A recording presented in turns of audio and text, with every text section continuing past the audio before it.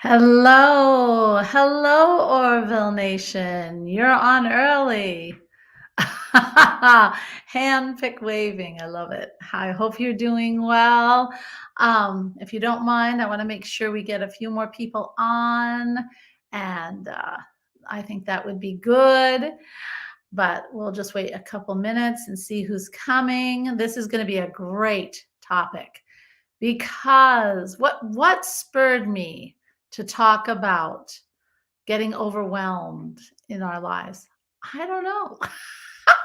Maybe it's because I do it sometimes and I have done it just recently. So I thought, I know so many people who really live this way. I cannot, but a lot of people do live every day feeling overwhelmed or overloading ourselves. I got to sniffle. So I do want to get this going. If they're on, I hope you're having a fabulous day, Orville Nation. And I hope you are, I don't know, getting things done in a way that is with your own, what you expect of yourself, but in ease and flow. Ease and flow. That's really what it's about. So let's see if people get on. We're coming here. Maybe I'll do my intro for people who are, I don't know. We've got to get people that don't know me. So I'm Elena Chapman, and I am a mystic and also a bestseller, international bestseller of 2 books. You can find me all over Amazon with those. And then also I have a new book coming out, and it's called Hello Soul. I was just looking for the book. I have it in here. But it's on Audible right now so that you can listen to it in the car, and you're going to love it. Hello Soul is actually my journey back to living by my soul instead of by the critical mind. And how did I do that? And all the mistakes I made. And it's written in a way where I tell my story, but it's fun, it's relaxing. I'm human, right? But then at the end, I give you 3 ways that, okay, maybe my way is not right for you, but these ways might help you. There's like little exercises you can do. So it's a really cool book. It doesn't say you must, because there is no must in this world. It's just saying, hey, here's an opportunity if you want to try it, right? And it's a good book. And I better turn this off because there. It's going to ding all the way through this. So anyway, so I got Hello Soul coming out, and also I have a new podcast coming out very soon called Mystical Muse.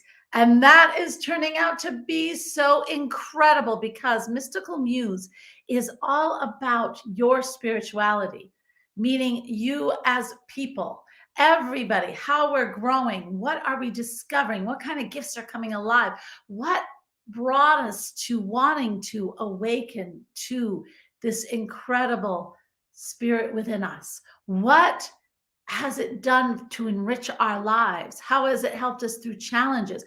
What was the hardest part of it? Because there are harder journeys. And then there's like these journeys that are just a breeze, right? These transformations. What are they? That's Mystical Muse. It's fun. It's really insightful, a lot of clarity, and a lot of cool stuff, actually. Don't miss that podcast. I will let you know as soon as it comes out. All right, let's get started. I got a little sniffle here. Okay, so we're overloading and we're overwhelming ourselves. Yes, yes, we do it all the time. And I do it too. So today's topic, our society promotes it, you know? How hard do you work? I remember when I was in college, the way that they just that push, you just had to push. It didn't matter how many credit hours you had. It didn't matter that 2 other professors just put tons of work on you. You still have to do this also. And that constant, I mean, we just start right from the beginning with it. We start right away with all this constant push. We overwork ourselves at work instead of working Normal hours, we tend to overdo and we work 24/7, 7 days a week. We do not benefit from this. We allow others. Hi there, Inspiration TV. Yeah, we don't have a whole lot on, but they are coming. And so that's good.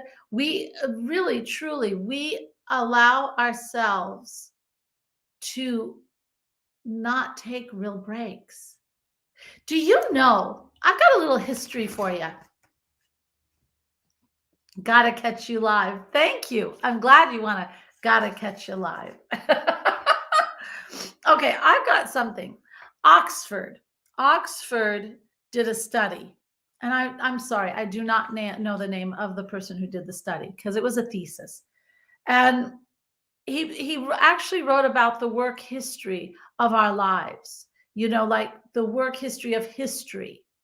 Like, what were they doing how many hours did they really work in prehistoric times?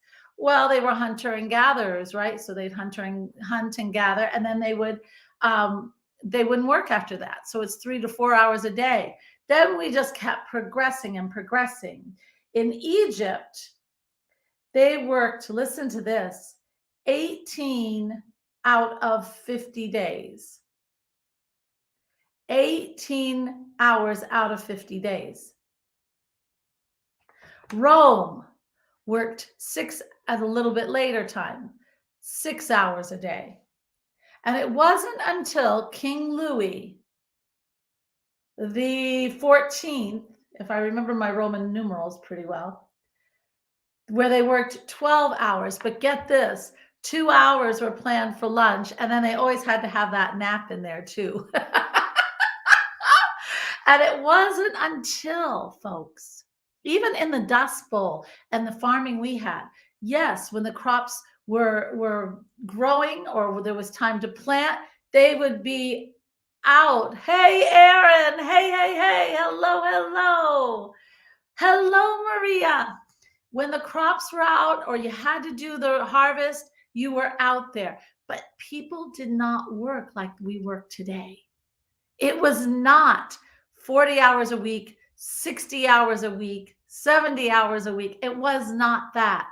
And we have to understand that we are not built for that. It wasn't until really the Industrial Revolution that people started working 14 hours a day. Take a look at that. Just type in your Google, that wonderful Google of information, type in a little bit about working hours, the history of working hours for humans, and look what comes up.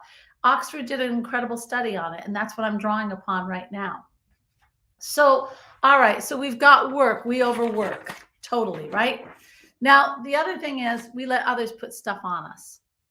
I do it too. Sure, I can add that to my list, right? Sure, I can do that. Yes. I've got 50 million things today, but hey, Angela, we shouldn't have to work that much. Corporate has become so greedy. Angela, you are so right. Actually, I have seen from some of my clients actually how they're expected to be on call constantly through weekends, through vacations, and everybody has to be ready to jump when they say jump, and it's just because they've decided to do that. What does that do to your adrenal gland? You know what I mean? So anyway, but okay, so work we know is out of control right now. But also, how many times do we just let people add stuff on us? How many times do we say, yes, I've got so much to do, I'm so busy, and then somebody, Aunt Emma or somebody comes in and says, hey, Elena, can you do this? And you say, sure, I can add this to my list. And you really can't. How many times do we procrastinate and put it all on a Friday or on a Monday? We overwhelm ourselves. We add too many things to the plate. Now, okay, I do it too. What brought me to talk about this? I do it. I have done it. I have too many things going on right now. I'm trying to sell a house. I do my business. I've got a kid's graduation coming up. Too much. Too much. All right. But sometimes life throws that ball in your court. Now, how do you deal with it? Because we don't want to live that way. I certainly don't want to live the way I'm living now, selling a house, having a graduation, and trying to find another house and my business, right? I don't want to live like that always. No way, no how. And also settling 2 estates. But here's the thing. I finally have figured it out. Right before this broadcast, do you know what I was doing? With all that stuff going on, I did a meditation, and actually a really trance meditation. Here's what I want to talk about. How do you keep your sanity when life is saying, I'm throwing you a bunch of stuff? And this is stuff that has to take place for whatever reason. And if you can make it thinner, I say make it thinner. If you can say, no, that's not my bag, I don't want to do that right now, that's one of the biggest things. But how do you deal with life throwing you all this stuff into the mix? I've come up with 5. And I'm going to say, hi, hey, Fern. Hello, sweetheart. Ooh, a blast from the past. Oh, it's so cool to see you. How very neat. Ah, this is for you. So, all right. Number 1, what is your priority? I miss you too, sweetie. I really do. What is your priority? Now, what could I say? All of it. No.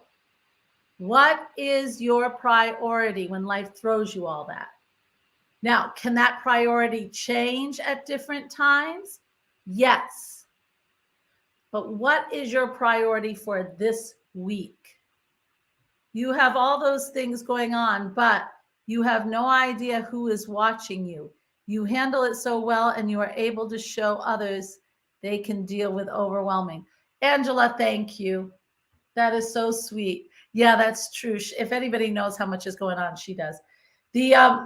Okay, but let me get back to it because it's hard to stay to my points when I got to get better at that. You have to have your priority. If I know right away that I have this to be done and it has to get done, then I put all my focus on that.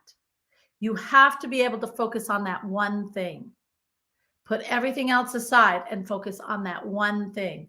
If you try to juggle a million balls in the air at that one time, that priority will get lost and you will go crazy. So you have to have your priority.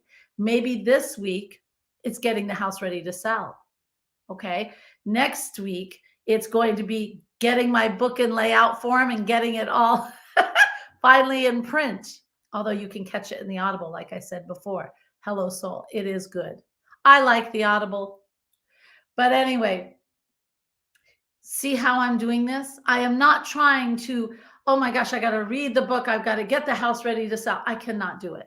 Nobody can. And there's a reason why you don't want to.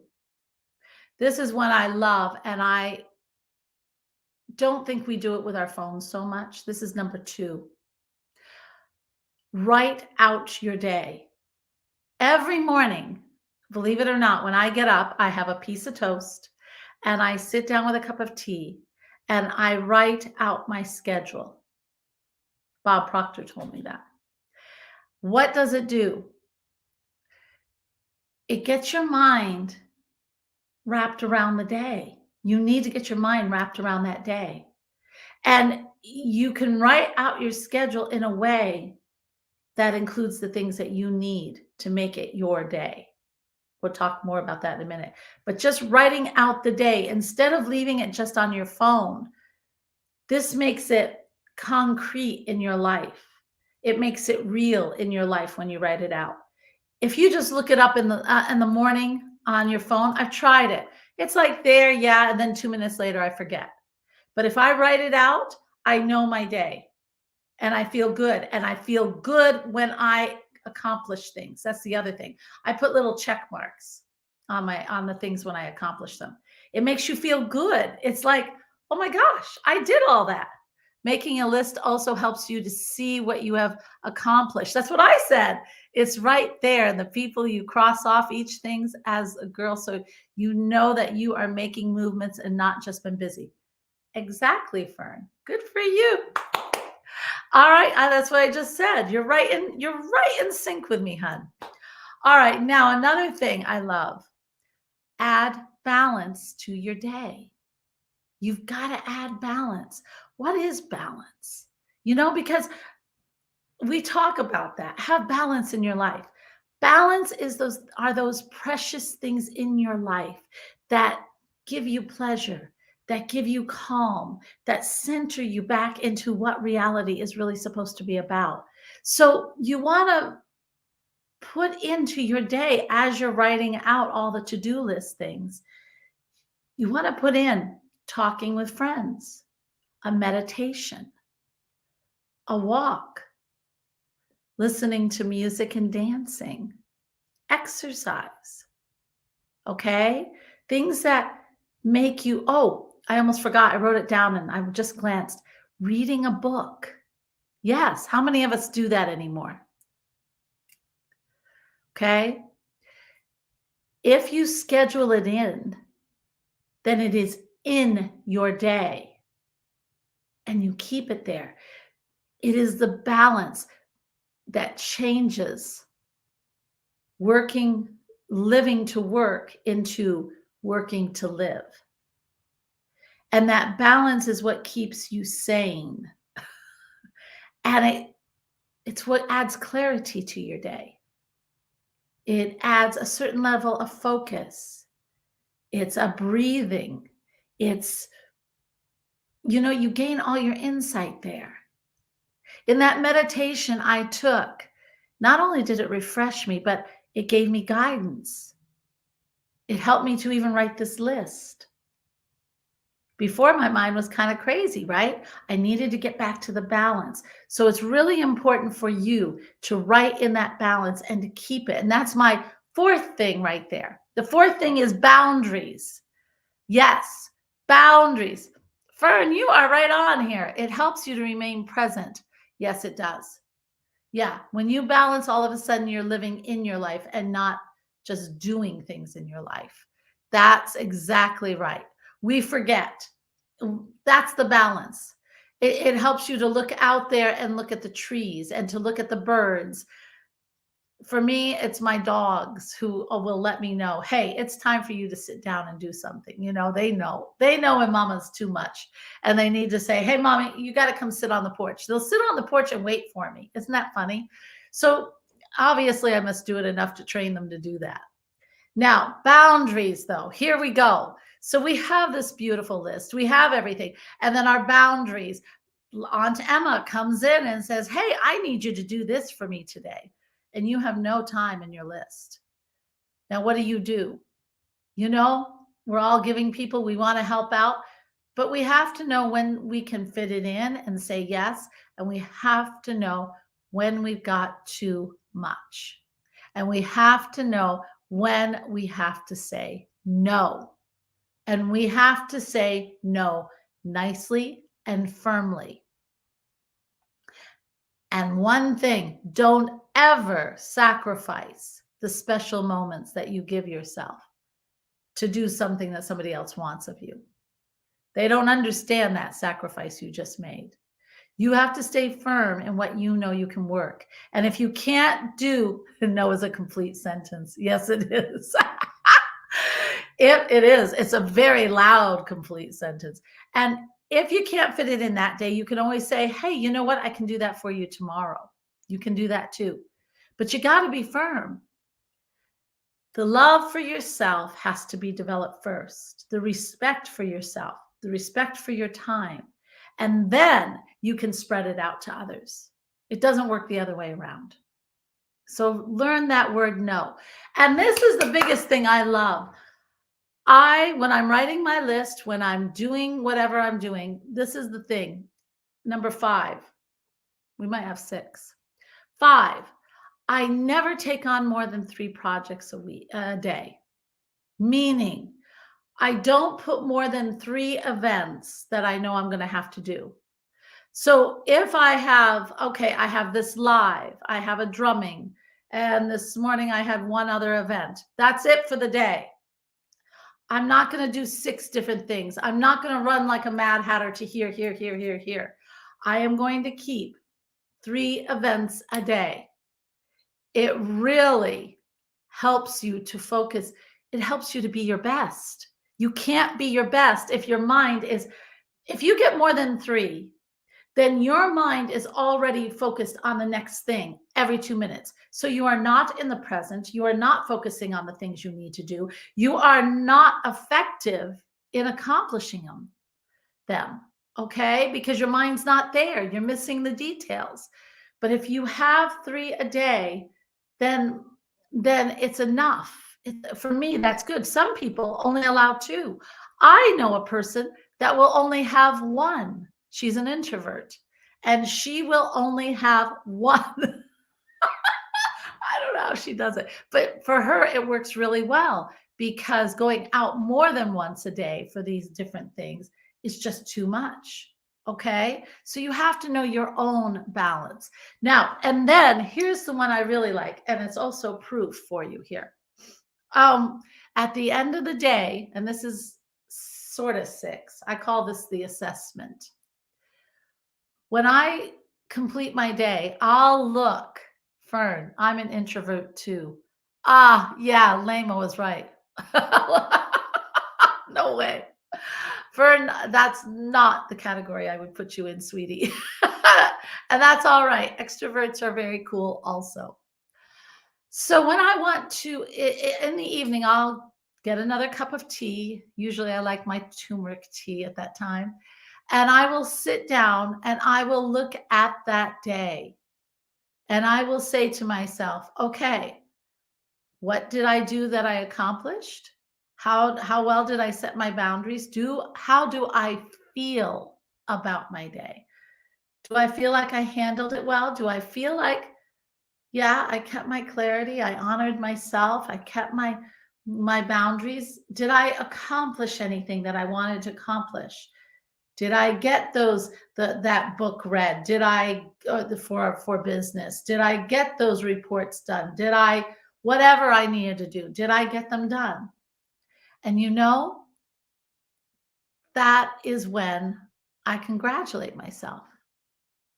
And I say, okay, I'm on my way. Everything's balanced. And I feel balanced. And I feel good about myself. This is the only way for you to get the ease and flow in your life. We always ask for ease and flow everywhere. And then we wonder why we're not getting it. Because even though the universe hears us, if we are not taking the actions to create the ease and flow in our life, no matter how many things are coming into your life, you can create the ease and flow in your life. And when you do that, just take the steps, then the universe will fall in step and help you. But really, you have to form the structure for that ease and flow to take place. And doing these 5, 6 things will help you to have that ease and flow. And then all of a sudden, what is the ultimate goal of that? You start to have this incredible life that's actually worth living.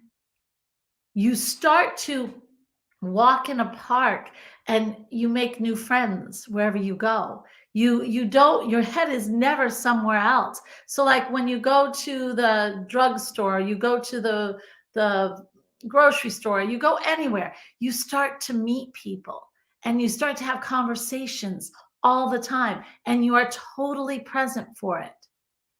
When you start to do anything, your focus is there and it's actually fun because your creativity is right in there with you because you are not pushed. You are not feeling pressure put upon you. You are not scattered and your creativity comes into everything you do. Problem solving is 100 times easier. This is the way to start to feel better in your life. So try this. And I'm looking for questions. What did she say? Fern, I have to go, but it was so great. Fern, I'm going to miss you. It was so wonderful to have you on. Share this out if you're still there, because there are so many people who are overwhelmed. Hey, guys, please hit that like for Elaine. Oh, thank you. I love that. Hey, I would love to know, guys, what do you think? Where are you? Are there questions? I would love to open that up. Let's open up a little, hey, Elena, what about this? And Elena, how about that? I would love to hear your questions, because you know what? You are the one living it. So what in the name of heaven is going on that's causing you to feel scattered? Anybody gonna snap at that one? If not, I just want to say, if you have trouble doing this, well, I'll wait. I'm going to wait. There's this, I think she's a congressman from California who says, you got to learn how to just sit and wait, watch. I don't know if that works on live so well. No, it doesn't. All right. So this is the thing. If you can't do this, there's a reason. And the reason is, my dears, you do not value yourself enough. How do you support loved ones who are scattered? Ooh, what a good question, Orville. Oh my God, that's a really good. All right. Yes, that's a hard one. You might not like the answer. This is how I feel about a lot of things that some of our friends or spouses or mothers or whatever do. And you know, they are just, yeah, they're scattered. They're all over the place. They can't. All right. You know, you can't change someone else. You can't. The best way, first of all, is one, your example. How you deal with things, your calmness. Be the calm tree that as a man thinketh. You know, I think it's the first chapter, he says, the calm tree that sits in the center. Everyone wants to gravitate to it. Everyone wants to be a part of it. James Allen wrote that book. That's an excellent book to read. So as a man thinketh, that wonderful tree that just attracts everyone because of its calmness, its stature, and it gives strength. Calmness gives a sense of strength. So be that model that is not scattered. Be that model that has things kind of nice and organized. When you're doing your list, you know, maybe do it where they can see it and they'll ask, what are you doing? And you can tell them. Non-judgmental. Do not be judgmental. It does not help. It's not part of their journey yet. So you can't judge them on it. But you can just be the example and make what you do pretty obvious so that they always have that opportunity to ask. Now, sometimes they'll still choose that scatteredness. What you have to do is, how do I want to say this in a nice way? You don't want to enable it, so you don't want to fix it. We always want to fix it. You can't fix it. You cannot. And sometimes we will make up for what their scatteredness is causing. I used to do this with my mom. This is how I learned this. And it made it worse. I was enabling her to continue to be scattered. Instead, I just let her go. I let her be scattered. And where the chips fell, they fell. And yes, there were things that didn't get done. Yes, she was very tired at night. Yes, she couldn't even carry on a conversation halfway decently because she was all over the place. I mean, those are the only two things you can do. And when they start asking about you, sometimes, more often than not, actually, they'll come to a point where they'll notice that calm tree you are and how you never seem like your feathers are always ruffled. And then they will start to say, Maybe I'll try making that list. That sounds like a good idea. Maybe I'll ask Mr. Orville how he does his list. Okay? I hope that helps. I know we want to fix people all the time. We cannot. And it's really by our example. You know, I've raised 3 boys, and I did it pretty much myself. And I have to say, um, they learned more from the example I set than me being more demanding that they change their habits. In fact, I don't know how in the hell anybody can do that. They are their own people. I mean, my boys are like so much. They are so incredibly different. 3 boys, 3 totally worlds apart kids. And it was actually up to me, because I'm the mom, different than spouse or something, to learn how to be able to communicate with them. And most of the time, what I found worked with everyone was by example. And also knowing that I was a guide, not someone who was forceful, a disciplinarian, or any of that, but that I was a guide, you know? And that's really the biggest thing. I hope that helps. Thank you. Thank you. All right, guys. So any other questions? Because that was a very good one. Because I really would love to help. Angela, what about you, Miss Worker Person? Anybody else? If not, that's fine. I hope you got a lot out of this. Really, just to recap real fast, remember to set your boundaries, make your list in the morning, always schedule in that balance and that wonderful, and reading a book and that quiet time for you. Make sure that, we always talked about the no, right? I want to make sure I don't forget anything, because that would cheat you so out. Hold on, because I think I forgot one. Yep, I'm bending down. They all fell down. Keep your sacred boundaries. Learn the word no when Aunt Emma comes in or our spouse comes in or something. Learn that word, and then assess your day. And how you feel at the end of the day will guide you to make the changes you need. Okay? In the evening, that's the time when you should feel like you have completed things, you feel good about things, you've made some progress, you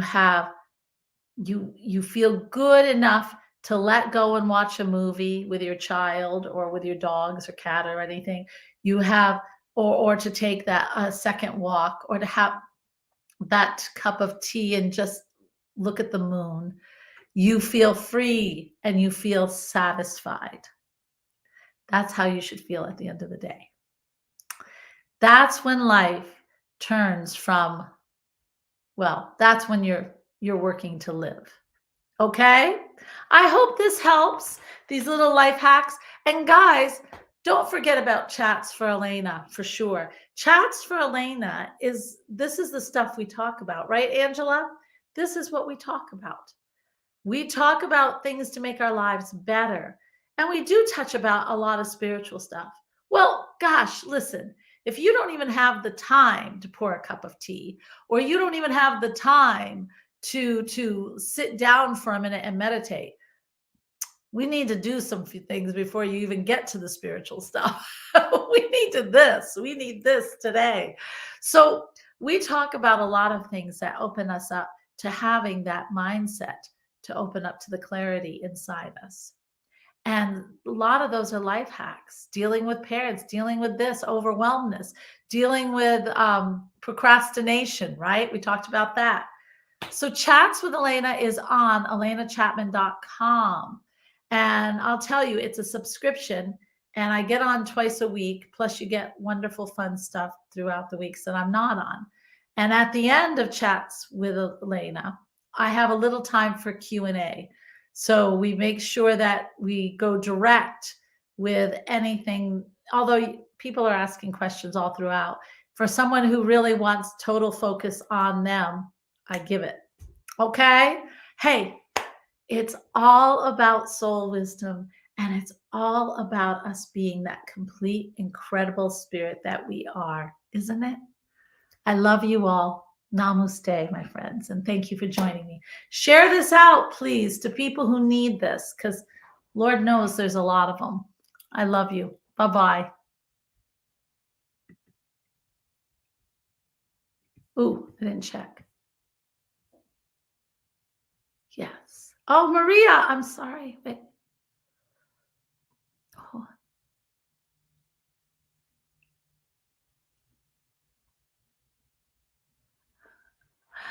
I want to say really quick before I go off, thank you, Maria. That's awesome. You are right. Get rid of that guilt. It serves nothing. Nothing. There's no guilt is a useless thing. Let go. You can always change it, right? Love you. Bye.